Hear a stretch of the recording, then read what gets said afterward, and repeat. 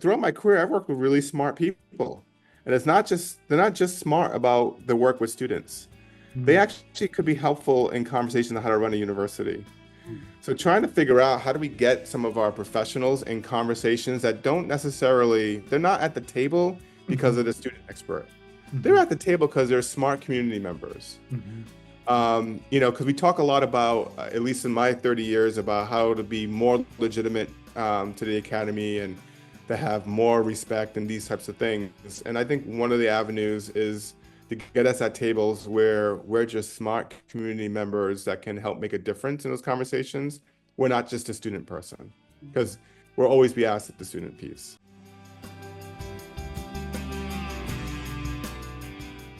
Hello, and welcome to Student Affairs Now. I'm your host, Keith Edwards. Today, I'm joined by Doctors Jason Pina and Amy Hecht, who are the editors of a new book, The Next Act. This book explores a variety of student affairs career possibilities and shifts. They have brought together so many different perspectives from senior student affairs professionals on many different paths. I'm really excited for this conversation. Student Affairs Now is the premier podcast and online learning community for thousands of us who work in, alongside, or adjacent to the field of higher education and student affairs. We release new episodes every week on Wednesdays. Find details about this episode or browse our archives at studentaffairsnow.com. Today's episode is sponsored by Simplicity, a true partner. Simplicity supports all aspects of student life with technology platforms that empower institutions to make data-driven decisions. This episode is also sponsored by Routledge, Taylor and Francis. View their complete catalog of education titles at routledge.com/education. As I mentioned, I'm your host, Keith Edwards. My pronouns are he, him, his. I'm a speaker, author, and coach, and I help higher ed empower better tomorrows through leadership, learning, and equity. You can find out more about me at keithedwards.com. And I'm recording this from my home in Minneapolis, Minnesota, at the intersections of the ancestral homelands of both the Dakota and the Ojibwe peoples. Amy and Jason, thank you so much for joining us and for being here. Love for you each to introduce yourselves a little bit. And Amy, we're going to start with you. All right. Well, hi, I'm Amy Hecht, and right now I serve as the Vice President for Student Affairs at Florida State University. I have been here, it's actually my undergraduate alma mater, now for 7 years as the Vice President, but have worked in the Northeast and kind of around the country. Never thought I'd come back to my alma mater, but here I am. I use she, her pronouns. And Keith, thank you for reaching out. Jason and I know we're excited to be here. Yeah, So Jay. glad you're here. Go ahead, Jason. Yeah, hi everyone, and hi Keith, and great to see you again, as always, Amy. My name is Jason Pina. I use he, his, him pronouns, and currently serve as the Senior Vice President for University Life at New York University. I just celebrated my 4-year anniversary last weekend, so I've moved to New York pre-vaccine COVID, and I'm still here. All right. I've spent 30 years in higher education as a professional and spent most of that in New England, specifically in schools in Massachusetts and Rhode Island, with a 4-year stint at Ohio University before moving to New York. So I'm glad to be here and share some of what we learned and the trials and tribulations of putting together a book. Yeah, well, tell us how this came to be. Jason, it sounds like Amy said this was your brainchild. So tell us about what sort of was the instigator for this and how this came to be. Well, I actually had to look this up, and on February 28th, 2022, I was having lunch at my desk. I do not recommend that. You should go out and have lunch with friends and colleagues. And at 12:38 p.m., I wrote an email to Amy. I said, I got an idea for a book. The reason why I wrote Amy is that a long time ago, Amy and I made a pact with each other that if we had an idea of what we could contribute to the profession, whether it was a presentation or a book or something like that, that we would give each other the first right of refusal of actually getting involved in that. So we did that with our first book together. And as soon as I came up with this idea, I wrote her email. The title was in the email. And my mindset was really around people navigating the career. I was really thinking about only higher education, specifically student affairs. And I think after a few emails back and forth, I'll let Amy talk a little bit about how we broaden that scope, because I think that was really her brainchild to make sure that we were looking broader than just student affairs. And And so when Jason calls, you always like say yes, right? I'm like, yes, of course, Jason. Okay, now what are we gonna do? So we were on the heels of COVID, if you remember. We were all coming back. We were losing staff left and right, and it was what's going to happen in the future of student affairs, higher education, and it kind of evolved. And the timing, like for me personally, was really interesting because we're sitting through COVID. I'm in Florida navigating work from home as a vice president, trying to create a sense of community with students. And I'm starting to think, is this what I want to continue to do? And Mm. I, for better or worse, I still have, I'm much younger than Jason. So I can't quite retire when he does. So I still have some time to work. And I thought, I don't know if I could do this for another 25 years, another 20 years. Am I going to have the energy? And of course, for many of us during COVID, you're dealing with a lot of emotion of your students, of your staff. And so I was starting to wonder what's next? Like, what do I want to do? Personally, I've always been someone who I'm going to do this and then I'm going to do this. And I always have goals. And it was, at least for me, Jason, I think we've talked about this. This is all I've done. I graduated from undergrad and started working for a national sorority and then went to grad school and went into student affairs. And I don't know corporate world. And what else can I do? I've spent a lot of money on my education and I've spent a lot of time in this field. What am I personally going to do when I am burnt out, maybe from being a vice president of student affairs, or I'm no longer in love with doing this work? And I think a lot of people felt that way. I know Jason and I are like, yeah, this job is not the job it was 15, 20 years ago. And the issues are it's almost night and day by some of the topics and things we've learned through our careers. So I think it was really timely for us to just interview people who have parlayed their mostly student affairs experience into something new and different. So that was exciting to me too, as somebody, for many people in our fields, they've not only spent their entire careers in higher ed or in student affairs, but we're also seeing students now want to go get a higher ed degree. And, because I can only work in a university, what if I don't want to? Mhm. So that also kind of ties into the industry as well. Mhm. So Jason, you said the title was in the email. Was the next act the title from the very beginning? Yes, yeah, it was the next act, That and never happens. That No. never yeah, happens. You had it from the very beginning. the only change was originally it was going to be key decisions for a thriving career, Mm. Mhm. and our editor kind of had us talk a little bit, just change a little bit and make it a little bit broader about realignment and purpose. Mhm. So yeah, I don't know. It just popped in my head. Mhm. I'm not creative, so I don't know where it came from, but I knew I had to write that email while I was probably having a turkey sandwich and send it to Yeah. Amy before I Yeah. forgot. And You a sound like stroke of genius. Yeah, you sound like those songwriters that say, some of the songs I write and some songs I don't know who wrote it. It just came through me. So the next act was right there. Uh, Jason mentioned, Amy, that you really helped broaden the scope of this. Tell us about that. Well, as we were talking, like the whole book kind of evolved about, really was born out of COVID and dealing with burnt out staff and Mhm. recruiting and dealing with things we've never had to deal with before. What does virtual work look like in a field that's always been brick and mortar? And somewhat evolved into what could people do if they don't want, not everyone wants to be a vice president of student affairs, not everyone wants to move into administration, but what do you do with this knowledge, this degree, and continue to have like work satisfaction? So it kind of expanded and we started brainstorming who are all the wonderful people we know that aren't vice presidents of student affairs any longer or have really interesting careers that were like, how did that happen for them? And they've parlayed their, master's degrees in higher ed or their PhDs into something totally different. So it evolved into that. And we also wanted it to be somewhat evergreen. So we Mhm. debated talking about COVID in the book. I mean, hopefully we can forget that, right? Once in a lifetime pandemic. But what we've learned from it has changed our industry and all industries, right? Of like what we have to do. But we kind of started with a COVID, we were both experiencing challenges personally and professionally in like the aftermath of COVID. Coming back, pay wasn't right.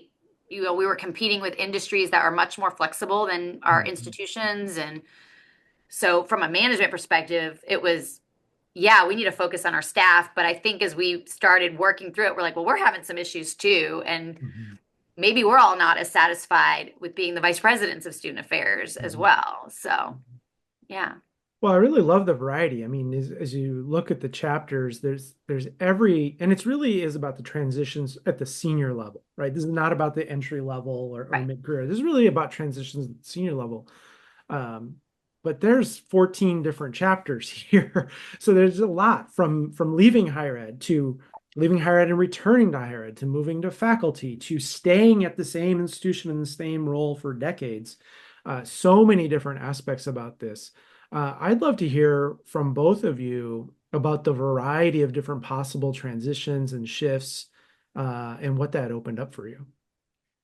Yeah, I think for me, what was interesting is that when you look at the authors, and we had 32 contributors in total, so we may not list all of them during this podcast, but they're there. None of them have a career path similar to Amy or myself. Right. And I think some of that was by design, and some of that is just the way it worked out. And a lot of these folks, their transitions happened during the same period of time. Like and Amy and I, and I'll speak for Amy for a moment, we're curious people. Like, we do ask the questions, why are you doing that? Or why did you go to that school? Or why are you living in that country? So we had a list of people in our universes that we were always curious about how they did the jobs they did. And even folks that stayed at institutions for 20, 30 plus years, because neither Mhm. one of us has done that either.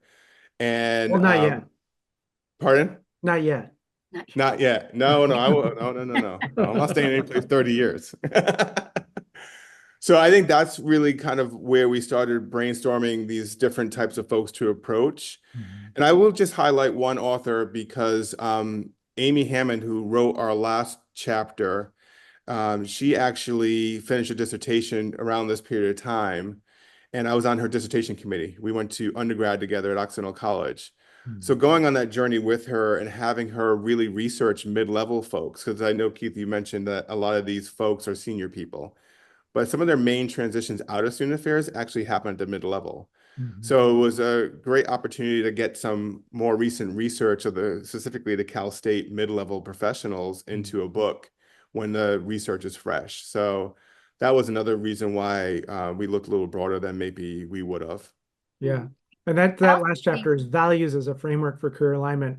And then the chapter right before that are 5 presidents talking about the transition to presidents. So we're really getting a broad perspective. Amy, what do you want to highlight here? well, I also think like not only is it, what happens when you're an AVP, VP, what's next, but I think many of us, Jason, I know, when we're at conferences or you're at work, we hear from grad students who are like, I want to be the vice president of student affairs. And there are many of them, and roughly only 4,000 vice presidents, right? Only one on every campus. And not all of us are going to get there. And some of us, we get the closer you get, you realize that is not what I thought it was. And what it was 20 years ago is not what it is today. So, what do you do with all of this as a career? And, you're not really qualified in some ways to go corporate, or, you don't want to invest in another degree at that point. And it's like, what could I do if I am on this track and all of a sudden my life changes in some way, or what I want in life changes? Now what do I do? And there's, I liked the going global chapter because I have Mhm. this dream of living in another country and being there. And I'm, with 2 young children, and I don't know when and if that would happen. Um, but some point I'm really interested in that. And again, grew up professionally in student affairs. And what does that look like in another country? Because we know American institutions and the student affairs industry is unique, and often uniquely American, although Jason gets to dabble in global at Mhm. NYU, and I'm inserting myself at FSU, but they're American institutions abroad, not a completely different country's higher education program. So I think that was really interesting too, because we got to explore and know like, okay, I'm not doing that. I know, Jason says I'm not staying 30 years at one institution. And I'm fascinated by people that have been able to weather presidential transitions, changes.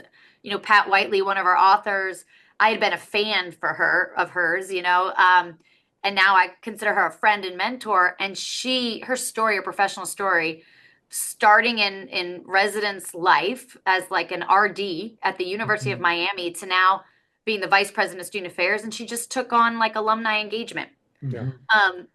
That's incredible, and not too many people have that opportunity and are able to deal with a culture and what changes politically and pivot the way she has, and she's just a genius at that.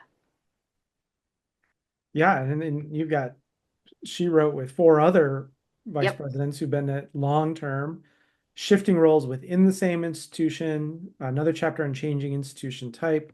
Karen Warren Coleman writing about moving to PK through 12, that transition, shifting to faculty roles. There's just so many possibilities. So, when I went back and forth with Karen, so Karen and Jason and I know each other from way back when we were AVPs, and we approached NASPA collectively and said, hey, we're not senior student affairs officers yet, but we're also not mid-managers. We need something.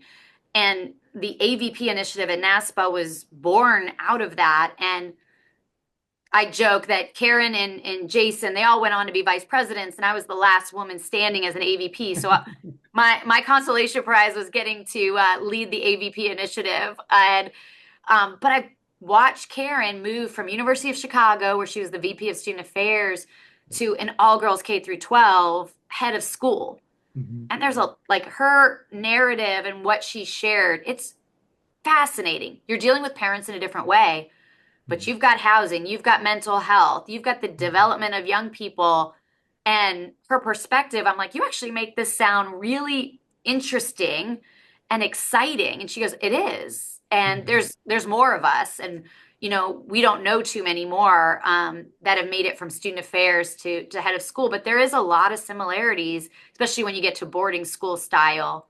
I found that really interesting. And then the chapter, I actually shared it with a friend who was thinking of going to become a consultant. And I said, hey, I have a draft. You should read this, and I'll introduce you to the authors. If you want to go higher ed adjacent, become a consultant.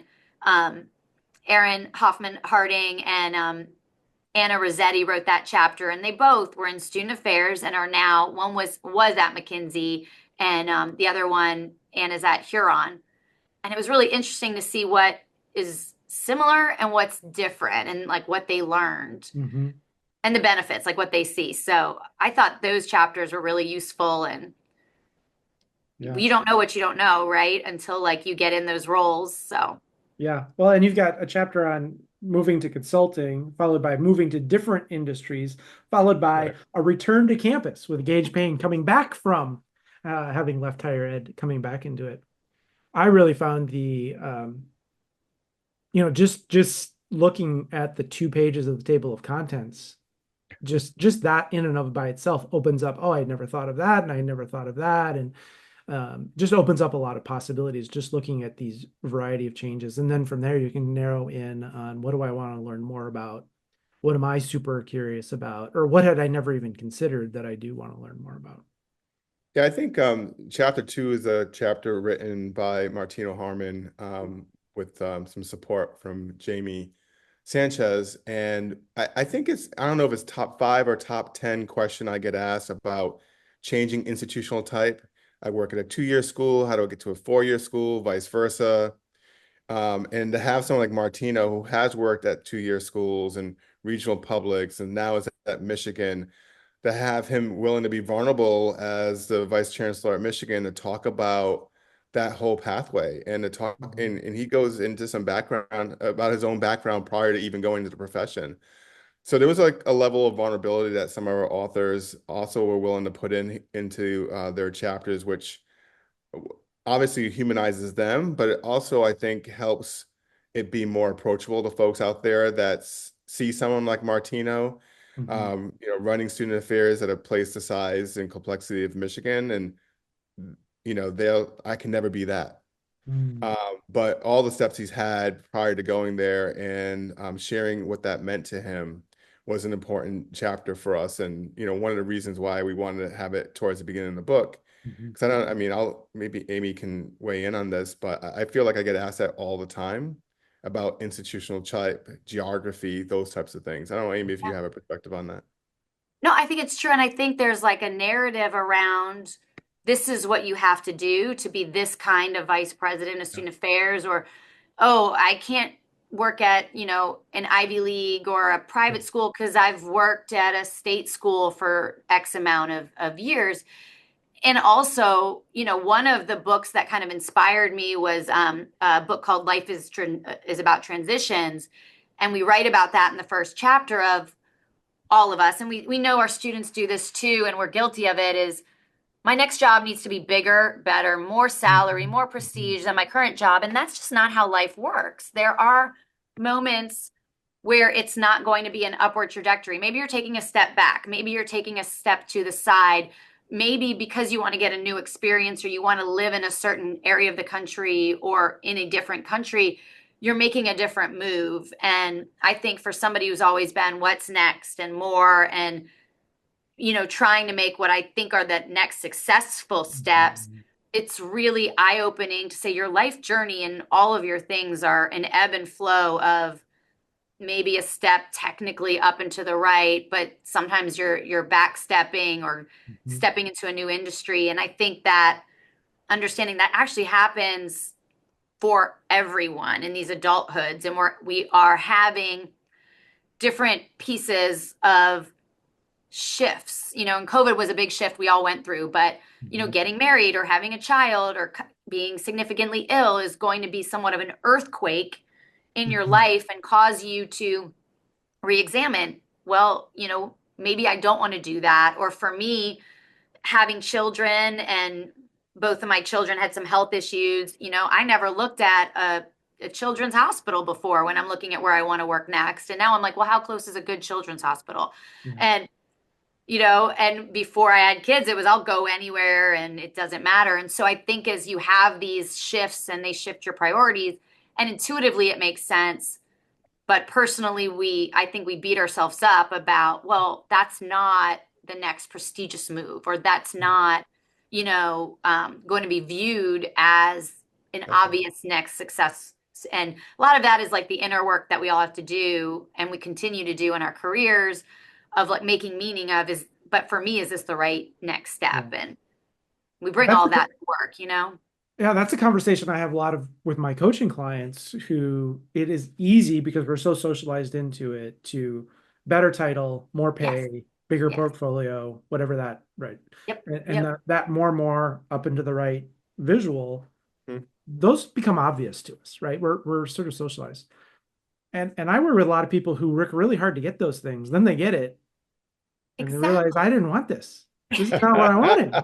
Yeah. I had to move my family, and now I have this great job with great pay, but we lost all our community and our That's friends, right. or now That's we're right. further away from parents, or this is not the type of institution. And I think getting people to slow down and say, what really do you want? Yes. And if what you really want is a bigger portfolio and more pay, then great. Nothing wrong Mhm. with that.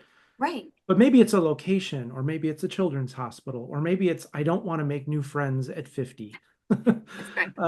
And do all of that. But really thinking what is important to you, and also what was important to you at 24 is different than what's important to you at That's right. 35, which is different what's important to you at different life stages all along the way. And I think it's sometimes hard to figure out what do I want because we Yes. have so filled with message about what we're supposed to want That's and what right. everybody else wants. And look at Jason and where he's at, and look at Amy and how do I keep up with them?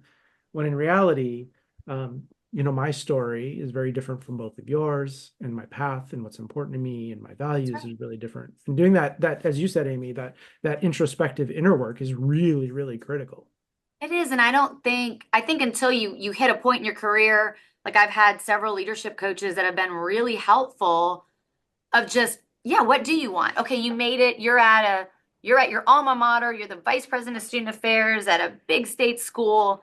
And it's like, yeah, I mean, I'm happy, but what's next now? What do I do? Mhm. Am I going to want this for the next 25 years? And, this was the epitome of, where I was. So what is next? And another part of me is, why don't I just enjoy what I'm doing right now and not worry about, well, now Yeah. what do I do? What's next? How do I top this one? So it is a lot of that work of like the mental work of, I'm actually really happy right now. I'm making a difference at an institution. I'm closer to my family than I've ever Mhm. been. My children are happy. Let me let me not Yeah. rock the boat again. It is hard when you've been preparing, as we have, with an undergrad and then master's and then probably a doctorate and then this job, an assistant director and then a director and then an AVP, right? There's all this scaffolding to say, is that the direction that I want to go? Or is something else important to me? Or is something different important to me? Um, or maybe I don't want to work nights and weekends. Maybe that's important to me. Or maybe the most important thing to me is sailing. And if I take that job, I won't be, I'm in Kansas. Sailing's going to be hard. And so to find those things and do that introspection along the way. What do you want to add here, Jason, before we move on to our next question? I think I want to bring into the space that, Amy and I are pretty fortunate professionals, and I think we sit at a space of privilege, and that was the other driver for us seeking people who didn't have, exactly the same pathways we've had. Mhm. Because it's, sometimes it is easy for us to say things like, what is more important to us because we can make our ends meet. At least I think Amy can pay her Yeah. bills. But Yeah. that is easy, but those who may be listening to this, those who we collaborated with on this book, worked really hard to be able to do that. And this is the second time in my career where I can say to people, what do you do when you achieve your dream? When I Mhm. was in my 20s, my dream was to be a director. And then when you get that job, you're like, wait, this is all I dreamed about. Like, really, when I was in graduate school at the University of Northern Colorado, I wanted to be a director of residence life. And when I was that level, it's like, uh-oh. Um, and even as an undergrad, my wife and I went to high school together, and our dreams were to be able to pay all our bills on time every month because we just Mhm. didn't know adults in our lives that could do that. And then you get a degree, a couple degrees, and you get a job, you can actually do that. Well, you need to broaden and maybe heighten and get more sophisticated around what those dreams are and happiness. And this is my seventh university. I average about 3.5 years at each university. My wife's warned me that don't make it like that here because she likes New Mhm. York City. Mhm. But I was always restless about the next, Yeah. and I haven't been. And I think I've come to the realization that your drive to be a good professional doesn't equate to the next bigger or better job. Yeah. Mhm. It's a drive to serve. It's a drive to do well in whatever role you have in whatever institution you're working at. But ultimately, you need to be happy with yourself as well as those people who are around you. And I didn't respect wisdom until I got a little older and maybe got a little bit of wisdom myself. But Yeah. it is helpful. Well, and you both pointed to this. I mean, I think you said it's not the same job that it was 20 years ago. You both know Yeah. it's not the same job it was 5 years ago. Yeah. Yeah. Yeah. And location matters, right? Florida and New York City. I think, location really makes a difference. San Francisco, Oklahoma, rural towns in Minnesota, these are really different jobs in really different contexts, but all of them are shifting and changing. You said that this kind of got initiated in sort of the chaos and mayhem of COVID and coming back and feeling a little bit of burnout and what do we want to do? And that sort of instigating some curiosity. And here we are a few years later. You're both still in the same jobs. So I'm curious, you haven't moved, you haven't transitioned. I'm curious what the two of you learned in the process of putting a call out, putting a book together, Mhm. um, seeing proposals, talking with different folks, reading what they submitted, providing feedback. I'm guessing it took a year or two to go through this process. I'm also a little curious because I'm guessing that this book got done like a year and a half ago in terms of content and substance. Um, Maybe you've continued learning. So Jason, what do you want to kick us off here about? What have you learned through the process of editing and leading this project? Yeah, there's two I want to share. This is the second book that What was the Amy and I. first? The first one was the AVP book Okay. by NASPA. Okay. And what I learned is Google Docs is a wonderful thing. We did not have Google Docs 10 years ago when we did the first book. So the process to share drafts and communicate and get that done. So that's just an aside, but that was great. Mhm. I was really surprised. I don't know how many authors Amy had because we basically split the authors off to manage the work. Mhm. And I had a lot of authors who asked if NASPA, the publisher, wants to hear their honest truth. Mhm. Mm. The ups and downs of the career, why they may have left higher ed, why they may have left student affairs. And at first, I was really surprised because Amy and we wrote the book proposal. We were looking for really authentic, straightforward folks from a variety of backgrounds. But, it was more than one author that really pushed me on, can I be my authentic self? Mhm. And they could. There was no one dropped out of the project or no one submitted a draft that was like, wow, whether it was NASPA or Amy and myself, we're like, we cannot publish this. Mhm. So we really worked hard to ensure that people could share their stories. And I think when you look at the president's stories, those narratives are all very different. And people are really vulnerable about, and these are some of the folks that I'm sure there's hundreds, if not thousands, of student affairs professionals look up to and have worked for throughout their career. So it was interesting because I found those people to be pretty straightforward and authentic because a lot of them are friends. But when you get to the point where you're going to write a chapter Mhm. about your work experience during a career, whether you use school names or not, people can trace your careers. I think people worked hard to be direct and authentic, but Mhm. there was, some anxiousness around that. So Mhm. I think there's a lot of heart and soul in the book, even though it's a NASPA higher ed book. I think there's a lot of heart and soul in it, which was surprising for me. Mhm. Yeah, and I think, it was kind of a journey. I felt like it was a personal journey while we Mm, were writing it because when it that's right. started, I was feeling, well, what am I going to do next? And this process is going to be cathartic in that I'll see what my options could be. And maybe one of these paths will be what I want to do. And just knowing there are so many different opportunities and I'm not stuck just Mhm. being in student affairs. Like there are many paths that you could take, but also in that time frame, my work has shifted. We've got some space, and I've been able to make legacy decisions at my institution that are going to I feel as though I am still making a difference and making things better, Mhm. even though it's been challenging and there's, every day there's some new curveball.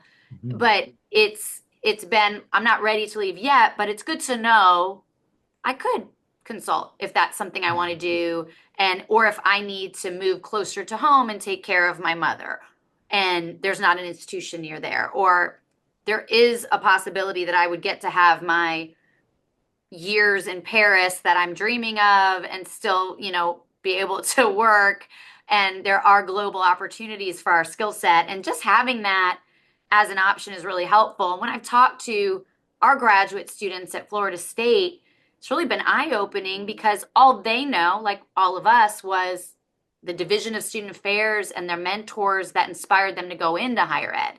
But they don't know the consultants and the search firms and those that left to be ahead of school, and there's a number of different meaningful pathways that you could parlay this. So I think that was cathartic for me in that, oh, which path am I going to take next? And Jason and I both have said, actually, we're going to sit right where we are. And like Jason, this is the longest longest job I've held. 7 years is not saying much, but my resume is like 4, 4, 4, 5. So Mhm. it's when I hit that 4, I'm like, uh-oh, I'm hitting my timeline. You start to And get itchy. I'm like, uh-oh, am I supposed to leave? Because I normally do, but I found things to be re-energized about and, you know, things that are more important to me than, the next, right? Yeah.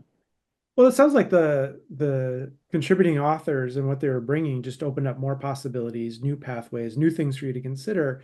It sounds like considering all these pathways has helped you be more engaged and satisfied without a transition, without a shift, because the universe is going to continue to provide you challenges there at Florida State, isn't it?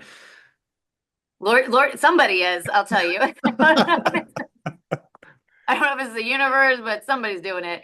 But it's true. Like you don't, I think that, oh, I have a choice and Right. I'm not, Right. I don't want to ever feel like that sounds very privileged, say I'm stuck in this great job, but nobody wants to feel like they don't Right. have a choice or an option. And I Right. think Gus just having that is like, oh, okay. Yeah. Then I'm making this choice because this is what I want to do, not because I don't have any other option. Right. Well, and seeing all these different possibilities and knowing you have many choices gives you the agency to choose where you're currently at. Yeah. Yeah. Yeah, that's true. And I think also assessing transitions I've made in the past, why did I leave certain jobs? Why was I attracted to certain jobs at different points in my life? And some of those reasons are not germane. My kids Mm. are grown, things like that. Or, I happen to have a great supervisor at the moment. So, reassessing your history led me to be more satisfied where I was. Mm. And I had dinner a couple of nights ago with a colleague at NYU talking about, what's the next thing at NYU for me, and what would be a new challenge. I've been there 4 years and I've had significantly new challenges every year that have been outside of student affairs, essentially. So I don't see one on the horizon. So we were talking about, okay, how do we manufacture the opportunity so you're staying challenged? And Amy, we do have a campus in Paris, so you can come work for me whenever. Let me know, Jason. I'll And pack my it's bags. I'll Mhm. get yeah, my and I mean I went, Duolingo going and we'll be ready. I love it. Yeah, and I mean I went to small schools. I started my career at small schools. And I thought that was going to be my whole career, which was fine. And I just found that I personally thrived more at bigger and more complex places. And being at a place like NYU, it's we have 200 buildings in New York City.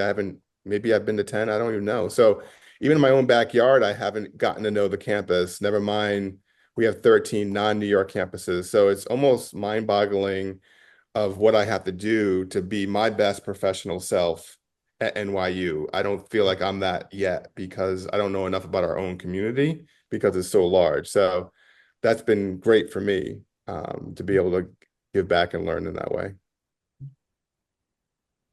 Well, what else do we want to open up and explore here before we move to our last question? Anything else that we haven't touched on that you'd love to give a little bit of time to?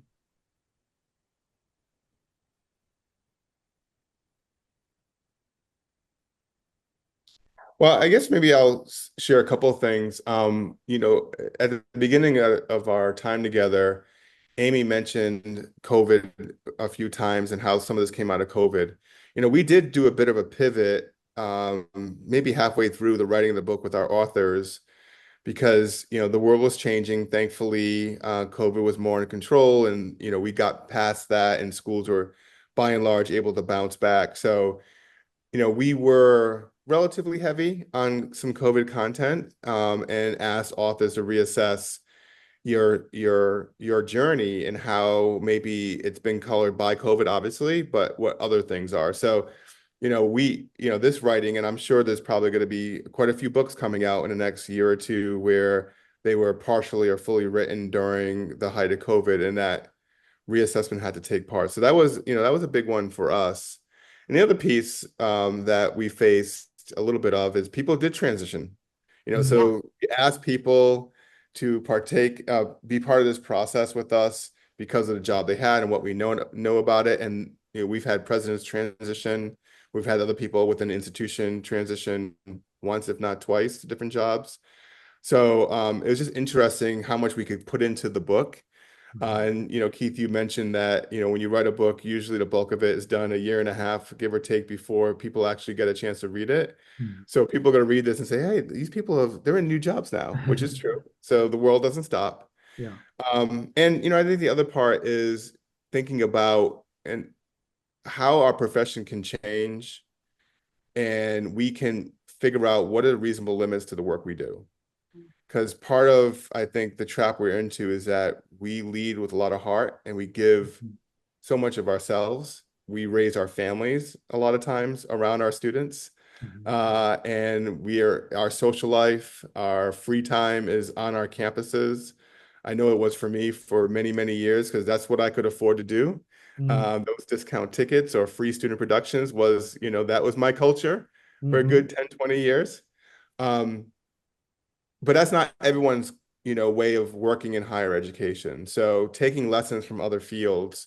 And I think we get a bit of that in here with some of our authors who left student affairs but still work on campuses about how do we make more reasonable limits and stand up for our profession and take some notes from other professions on our campus. So one of the things we talk about a little bit at NYU is our IT professionals are amazing guides to how you sit there and know your capacity and you do well within your capacity, but you do have limits because you only have certain resources of people, time, and finances. And oftentimes because of our hearts, we go beyond what's reasonable. So trying to figure out how do we scale that back is a big piece on the horizon. I know people have worked on it, but I think we have to get it right for our profession to continue to thrive. Yeah, and there's been a huge generation shift of those that are coming out of graduate programs are looking at those of us who were rewarded for just burning the candle at both ends and doing whatever it takes. And they're going, I don't want that. And, there is, some of us are like, well, that's how I got here. And so that's how you have to do it. And we've now become those old heads who are like, wait, you're right. Actually, it probably was never healthy of what I was doing. And so rethinking what we ask of staff and when we tell our stories, understanding, like, you're right, not everybody could just move across the country for any job or take on additional assignments with no additional pay. And that's something too that was at the start of our discussions that didn't get fully captured in the book as it evolved, but you're hearing more and more of fewer and fewer people going into the higher ed administration programs. It's been hard. We've been hiring people outside of a higher ed master's program Yeah. if we need to, because we can't find the talent. And so all of that is coupling with people feeling burnt out as well that are in the roles. So I think that's some kind of takeaways, and we don't do a good job getting people coaches, of getting people opportunities to take care of their own journeys. And there are some professional VPs and others that don't want to help people move on because it's not great when someone leaves you and you got to go find a replacement. And so I've heard stories of folks not being able to pursue the next job. And so that has not, I've been fortunate that people have invested in me, and I try to do the same for my staff. But I definitely think it's needed in the field for folks, not just to be selfish for your own institution, but for the field, helping have successful, balanced, well-rounded individuals be out there serving our students. Amy, your comments reminded me of something I do at NYU. So maybe for the past 15 years, I meet one-on-one with all the staff as they come on board, if I transition to the school. And NYU, I've done hundreds of these. I think I've done over 900 of these conversations. And what's changed is that at the end, I usually give a little bit of monologue. And what I say now is that I want you to be able to say three things when you leave the institution. I don't care when you leave, first of all. You can leave today, you can leave 40 years from now. That's your business. I think that's new, given to Amy's point about it's a pain when people leave, especially the good ones, but it's really none of my business. They gotta do what they need to do for themselves. But I say three things. One is I want you to work hard, and I mean that's reasonable. If you're not going to give me part of your paycheck back, you shouldn't be giving me your vacation time back. You shouldn't be coming in sick. All the things, all the benefits you earn, you need to take advantage of. But when you're here, I want you to work hard. That you feel and know that your work is respected. I don't care what role you have. Everyone has the same meaning with me. I ask every person the same three questions. It does not matter their title or what department they're in. And that, we support whatever professional career you want to have. Our job is to increase the chances you can have the professional life that you want. And that's none of my business. If you want to have this role for 40 years, we want to make sure that you're successful in that role. If you want my job, you're not getting it here. But we need to work on increasing the chances you can get it at some other institution.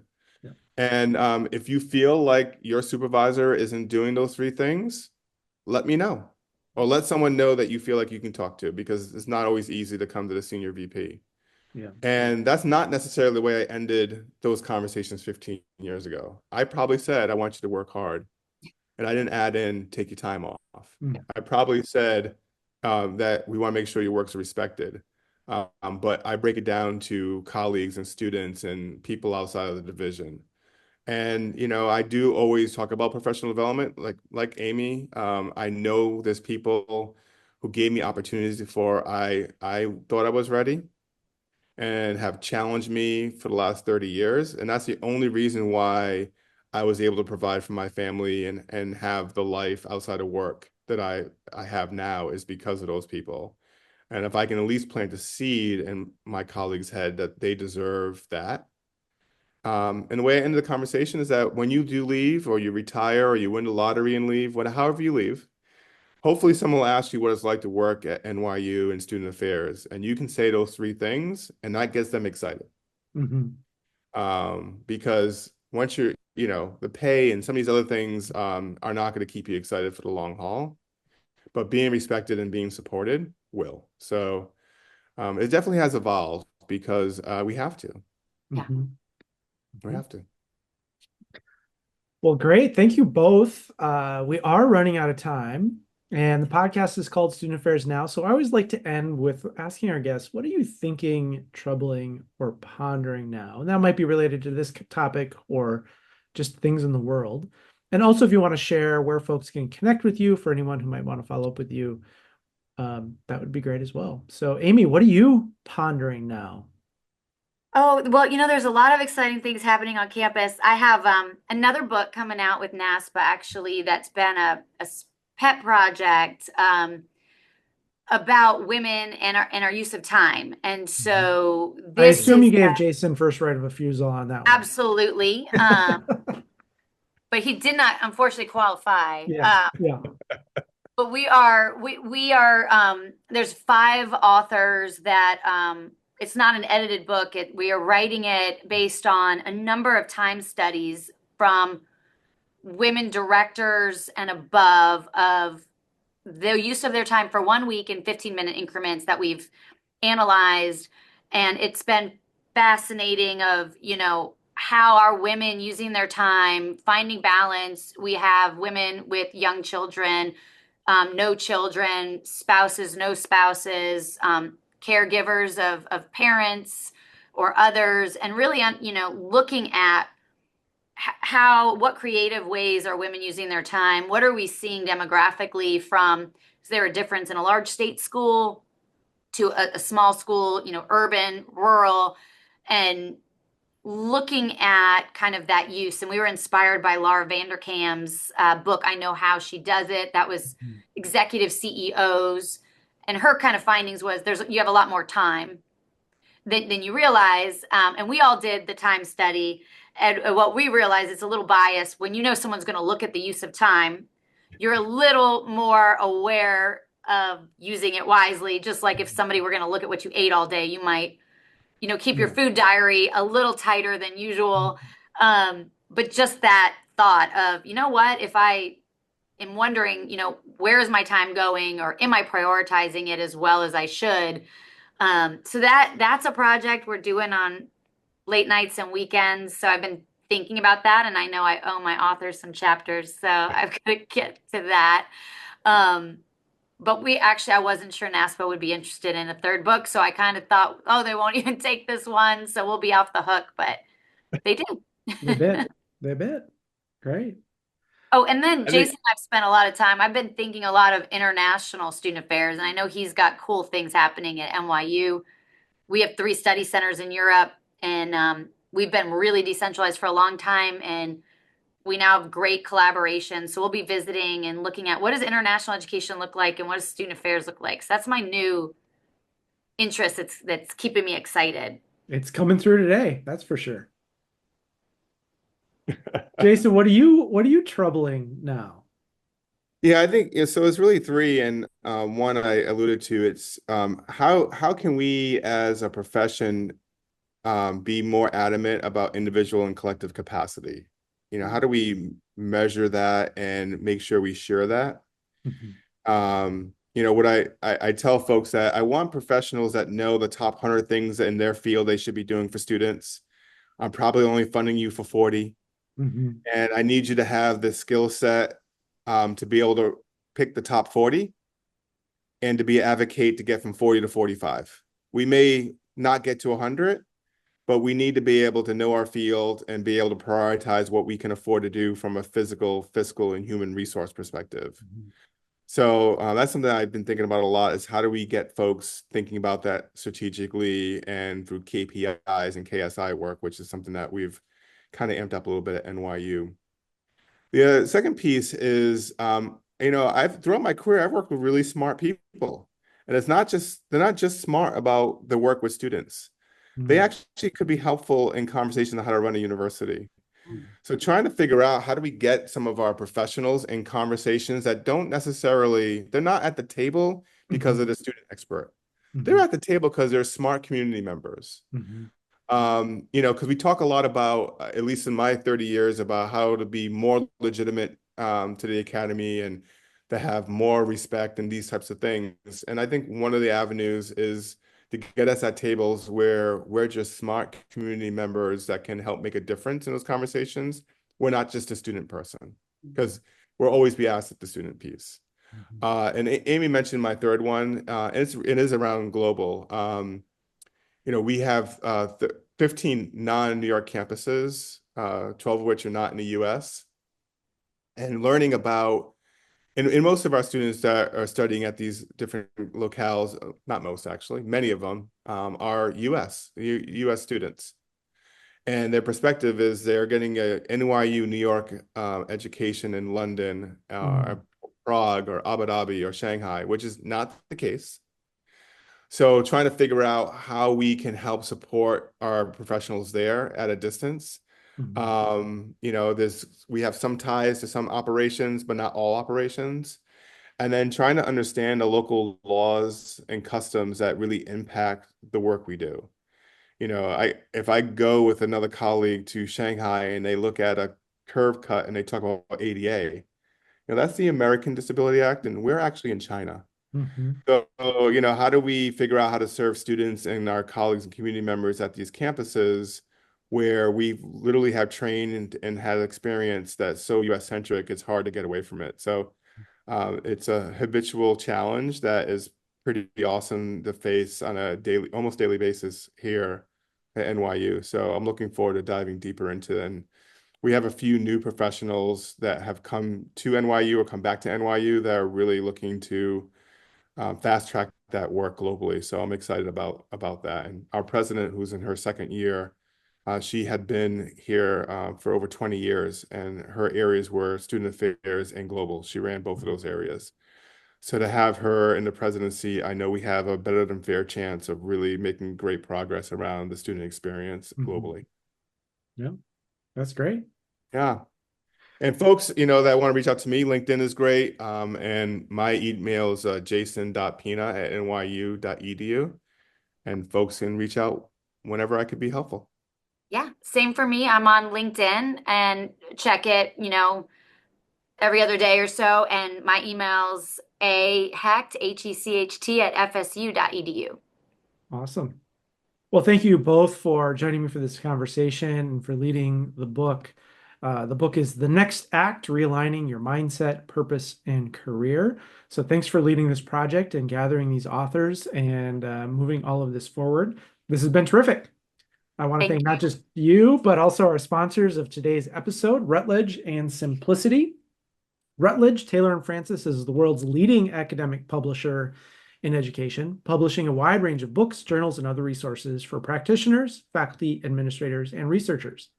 They have welcomed Stylus Publishing to their publishing program and are thrilled to enrich their offerings in higher education, teaching, student affairs, professional development, assessment, and more. Routledge is a proud sponsor of Student Affairs Now. Visit their complete catalog of education titles at routledge.com/education. And Simplicity is the global leader in student services technology platforms with state-of-the-art technology that empowers institutions to make data-driven decisions specific to their goals.